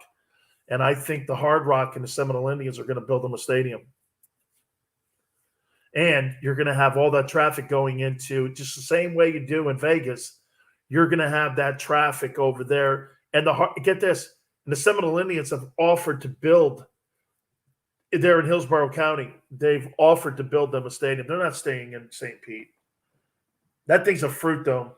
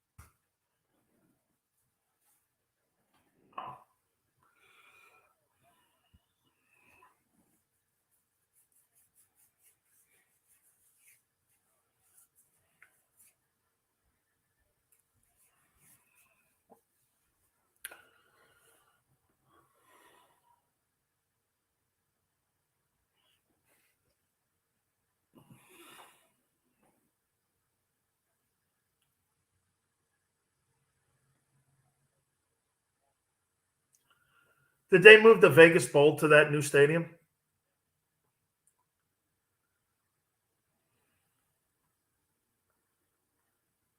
man. That's the dude. The Rebel. You know what? I saw San Diego State play the. I saw them play the Rebels at the new Raider Stadium. Is that? Is that their new? They don't play at Sam Boyd anymore. Okay. Yeah, that's a great idea. Perfect attendance stadium, too. It's about 30,000, 25,000. Yep. Dan Sileo, USA Radio Network. If you were listening to us in the break, and if you want to ever join us, you can always join my Facebook, YouTube, or Twitch channel. We were talking a little bit about the athletics, and I worked in the Bay Area for the longest time, and I covered both the A's, the Golden State Warriors, all the stuff in the Oakland area, and the Raiders obviously are in Vegas now, and it's a grand slam. Vegas Golden Knights are one of the greatest shows, not just hockey shows, and they've turned that thing into one of the best barns in the NHL. People didn't think they'd have a great barn in Nashville. That is one of the absolutely greatest fan bases there is. Tampa, too, by the way, is a great, great show that they put on. They have one of the original organs. Todd Lewicki, who was the president before he went back to the NFL, was the president of the Tampa Bay Lightning. And he found this old organ in Canada, brought it down to Tampa, and you hear it, when they're playing hockey. I lived in Vegas for the longest time. I actually played professional sports in Vegas. I played with the Posse and the Las Vegas Sting, played at the MGM Grand Garden. We also played at Sam Boyd. Now, potentially, you get an opportunity to get the A's. Let me tell you something here. Vegas is such a grand slam. And what timing. Let me show you something of where sports is heading. I'm going to get to where teams are as we're making this final stretch run here with, playoff teams. But let me say this to you about Vegas and sports and getting potentially the A's. Look at the timing. The sports world is growing so much. Television networks are looking for content. What is one of their favorite things that they like to put on TV? Reality television. Can you tell me a better reality TV show than sports? It's the ultimate reality show. The only difference is this is not like wrestling. Nobody knows what the ending is.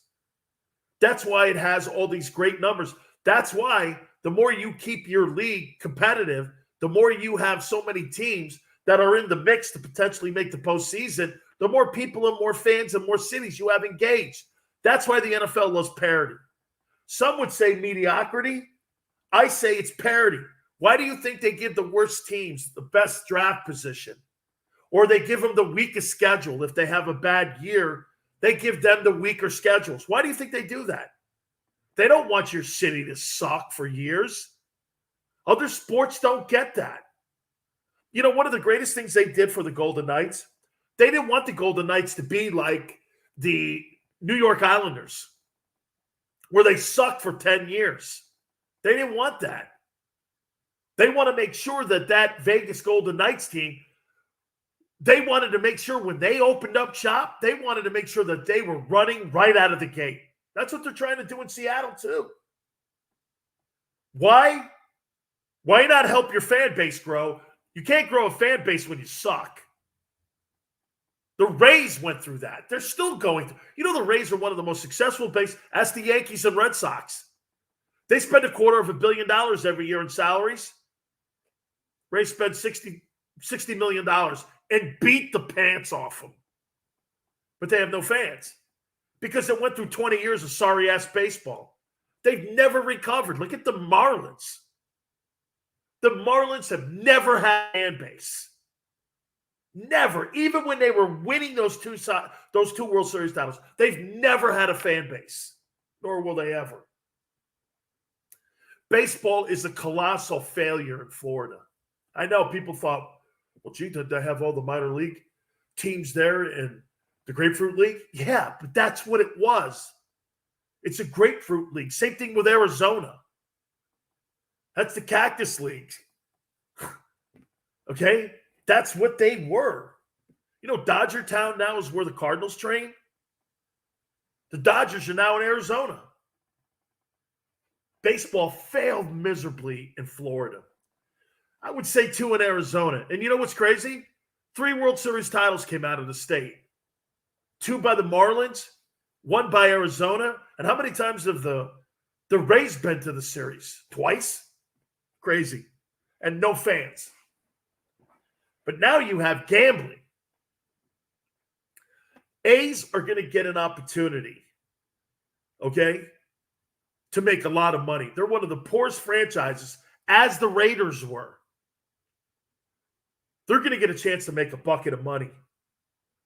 There's a lot of people that want them to move. So you'll have base. You know what's going to be next? Can you imagine when the NBA gets there? Holy cow. Why wouldn't you move Sacramento there? Can you imagine what you would do for the Sacramento Kings if you moved them to Las Vegas? Holy cow. Didn't you have all the teams, all professional teams? State of California, you can't survive there if you're a pro sports team. If you're not the Lakers, the Dodgers, you're not going to survive in California. Taxes, $5 gas, $18 for a pound of strawberries. Honest to God, man, it's incredible. And I'll pour it. Oakland is, the A's are going to be a monster success. I love living in that city. It's funny, when you live in that city, you're never on the Strip. You're in Henderson, you're other places.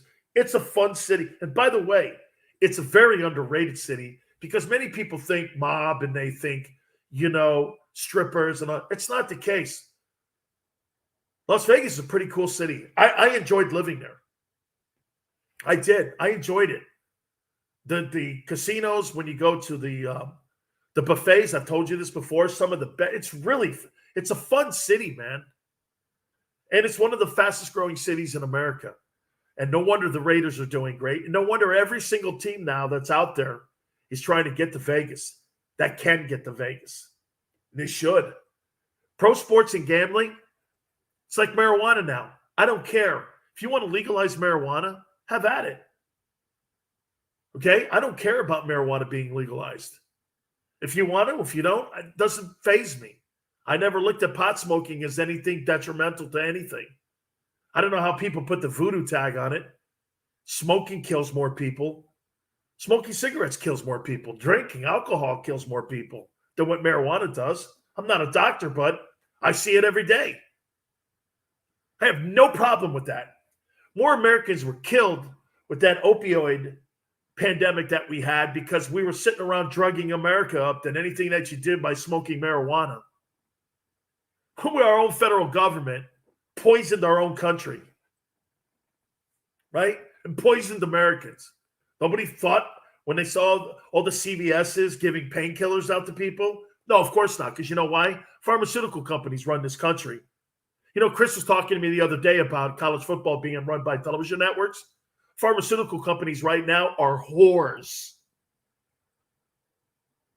Oh, we might need another booster. You see Fauci come out the other day and say that, well, no, the new definition of totally vaccinated will mean booster now. Also, they're going to move the yardsticks again. Wow. Holy cow. These pharmaceutical companies that are tied in politically to parties and to candidates, it's disgusting. You should not be allowed to take money from a pharmaceutical company if you're a politician because it jades your opinion. Of course, you're going to back pharmaceuticals and more shots, even if you don't need them. Because you know why? They're going to donate to your party and to your political race. Is that really what's in the best interest of America? Another booster. Really? Holy cow. Oh, that's going to be the definition of totally vaccinated. So it went from in the spring, well, if you don't need a mask anymore if you're vaccinated. You don't need to do any of that. To now, that has been long gone in a matter of 7 months. I don't know how you buy that. So when people question that, I don't know how you don't question that. Don't you find that weird? The guy who runs the thing has changed it on you 20 times. How do you believe it? Man. Hey, look, fool me once. All right. Fool me twice. No, no. Fool me 8 times. Oh, yes, but, now you're... No, it'll change again. I don't believe these people. I don't believe them.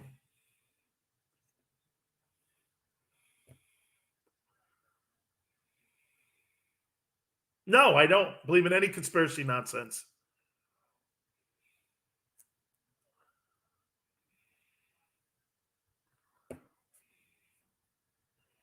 Correct. Right.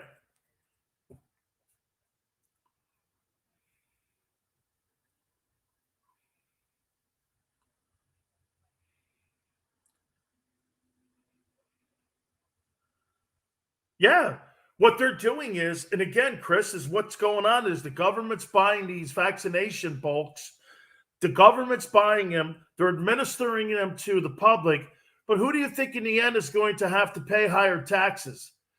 We are, as Americans, going to pay for this. You think the federal government, when they raise the debt ceiling, what do you think they have to, because of all this money that they spent for infrastructure, and now on top of that, they're adding this into the mix? COVID has cost the American economy billions and trillions of dollars. Dude, the Chinese must be sitting here watching us go like this. Wow. America has spent billions of dollars and trillions, Chris, dealing with this, and we're kind of running around in a circle. Yes. It is. It's watching the rats going around in that maze. That's what I think we're in right now. And I'm concerned about it because, like you said, every time I tune on a news show, all I see is pharmaceutical companies making more and more money. It's like you said, who's paying for these shots? We are. Chris, this has to come back to us. Just like when you sign a big-time athlete, right? You sign some athlete. Dude, that's going to come out when it comes to season tickets.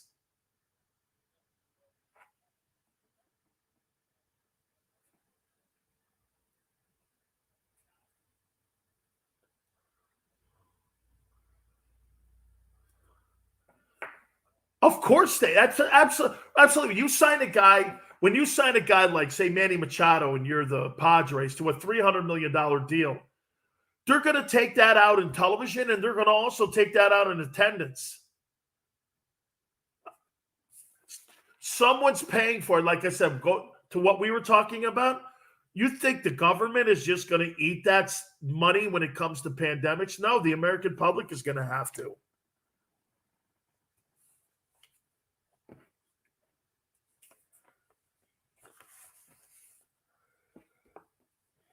Absolutely.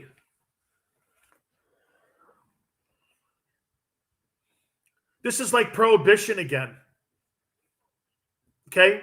These vaccinations and all this stuff, that's going to be a market now for organized crime. Absolutely, man. Just like the opioid stuff was organized crime. Yeah, that's right on. Absolutely. Let me move on to this because I kind of teased this in here. Guys, we're in a stretch run here now of the NFL season. I so love where we are. Every game matters. Washington and Dallas got a big one. Look at the Patriots over in the AFC, man. They're leading the way at 9-4. They're the best team in the AFC. And they're up on the Bills. We're 7-5. In the North, you've got the Ravens at 8-4. They got a big game this weekend, I think, against the Bengals. That's going to be a big ball game. The Titans still hanging in there at 8-4, even without Derrick Henry. I love that team coached by Mike Vrabel. Kansas City getting better. They've won 4 in a row, I believe. They're now 8-4. Chargers are 7-5. Every team in the West in the AFC is above 500 or 500. I absolutely love that, man. I'm telling you, like I said, the parity in the game today, I've not seen it. I have not seen the parity in the NFL like I've seen like this year. It is so razor thin, okay? so razor thin what you have now in the game where you're looking at the best teams in the game versus teams that, are all in a bunch. Like, look at tonight. I mean, look, Minnesota got beat by Detroit last week. And they just took out the beating stick tonight on the Steelers. And the Steelers are fighting for their life. And they're dominating them. They got Dalvin Cook back and all that, this and that. But, dude, that's a great performance tonight. Great performance tonight. Hey, how about the Cowboys? Big game against Washington. Washington 6-6, Cowboys 8-4. Don't lose that game. Or get this, Washington will be a game behind you. Can you imagine if the Cowboys fumbled the ball to the goal line? Can you imagine that? Can you imagine having that gigantic lead all of a sudden shrink? Be like watching Hillary Clinton in 2016.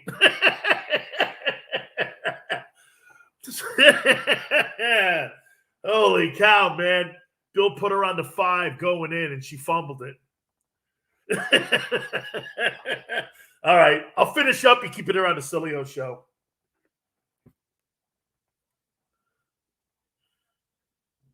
Yes. Dude, Bill Clinton put her on the 5-yard line, and she still fumbled it.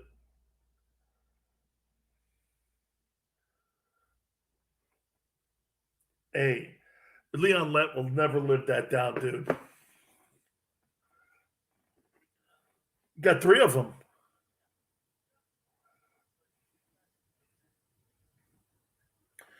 Get across the finish line. My God, man. Jimmy felt, you know what, too? You would not think that Jimmy felt bad for him, but he did.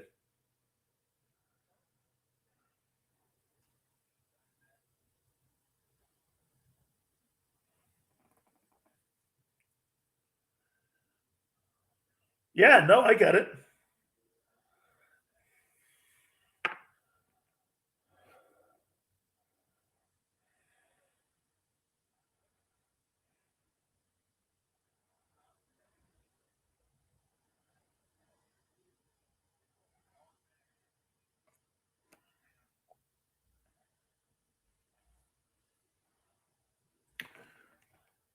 Jim Marshall running the wrong way.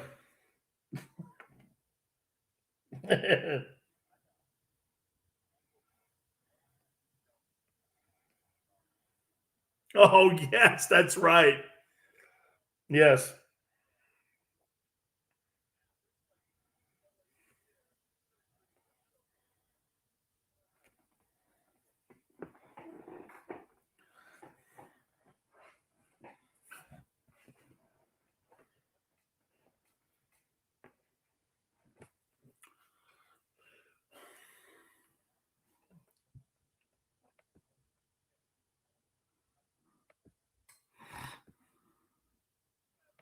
And more so than anything, he owns the Nike brand of Jordan. What would you rather own, the Nike brand, or would you rather own the Charlotte Hornets? No. Well,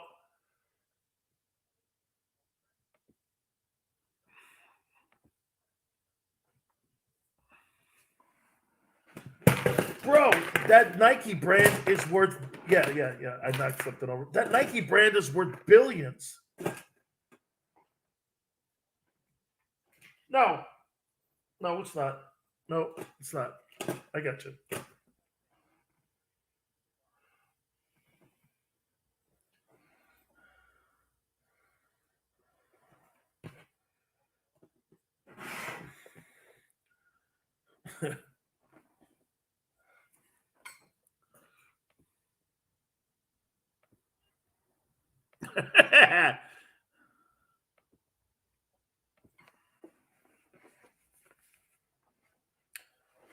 Fun night tonight.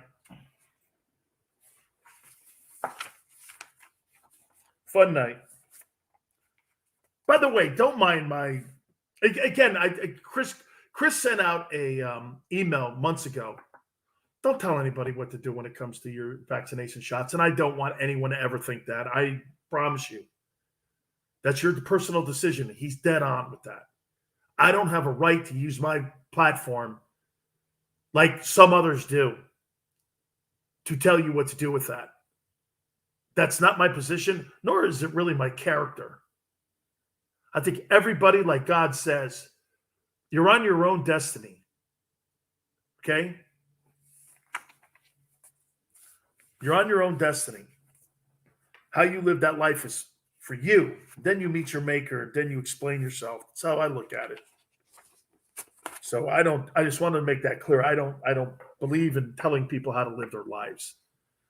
Find it obnoxious. I want to finish up here though, because we are in such a great time. In NFL football has been so wonderful this year. It's been great, man. And what I mean by that is every week it's a different story. I don't like predictability when I'm talking about sports. See, I like content. I'm not really tied into any team. I have my personal favorites. Hear me talking about Brady. I like the way the Patriots do business. Steelers too. But for me, I love content. And content is made every week. I love what Washington's doing. With a crappy-ass owner and Daniel Snyder, they're winning in spite of that idiot. He's just brutal. What a crappy way to run that organization. And he runs the Washington team. It makes me sick you know what? I know you're not supposed to do it, but it makes me sick to call them the Washington team instead of the Redskins. They never really changed the name. But I'm supposed to change the way I say something because you said so. Okay. I you know what? Like my wife says, that's a battle I don't see. That's the only reason I call them the Washington team, because that's a battle I don't want to fight. I don't want to fight that battle, so I let that go. There's other things I want to fight. That ain't it. Well, should you call it the Redskins or should you call them the Washington team? Let's be fair. Okay, fine, whatever. I don't care. It's like wearing a mask in a building. I wear one because you know why? I don't want to hear anybody's crap. Love what this. Hey, by the way, speaking of all that stuff, how about the way Aaron Rodgers is playing with his Packers this year, 9-3, owning that division. They play the Bears this weekend. Rodgers was asked, hey, do you take back the fact that you said that you owned the Chicago Bears? Well, when you're 22-5, I mean, I pretty much think you owned them, don't you think? You're 22-5-1, I think it was, or some crazy number like that. His time starting against the Bears. That might be ownership. Buccaneers hanging in there. You know what's funny? The Bucs have a better record this year right now after 12 games. And people are going like this. The Bucs, I don't know, man. They don't look like they're the same team as a year ago. I don't know. Maybe Brady. How about Brady, too? Talking about retirement. You know what he said? Brady goes like this. You know what I don't want to do? I don't want to be sitting at home and one day going like this. Gee, I could still be doing it better than that guy. Tom, trust me when I tell you, you're going to be doing that for 10 years after you're done playing. You're still going to think you could do a better job than the guys that are out there. See, Tom's problem right now is this. He can't let go of his favorite love. Man, when you love something like football, sacrifice your family, maybe your marriage, maybe your kids. It's really horrible on what you have to give up. You're constantly talking about yourself. You're thinking about yourself, what you're eating, what you're not eating, how you're training. Do I need to get rehab on my ankle, my wrist?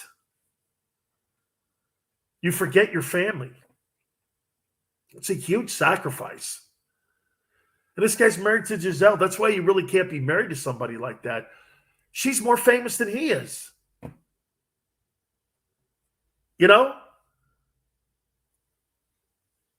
She is. She's more famous than Tom Brady. And there you are. You're like, okay. So she's just sitting back there. I think it's going to be a spectacular stretch run. I really do. I think it's going to be great. This game with the Cowboys, though, and Washington, I'm going to tell you this, man. I think Washington is going to beat the Cowboys. and it's going to make for a pretty interesting run. All right, so much more to hit on. God, we got to reset. You keep it right here on the Dan Sileo Show.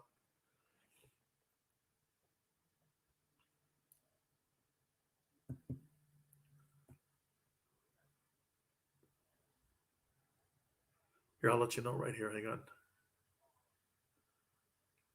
29-14 with 14:49 left in the fourth.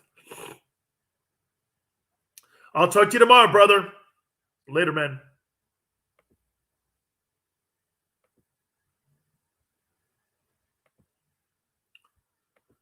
Another fabulous show.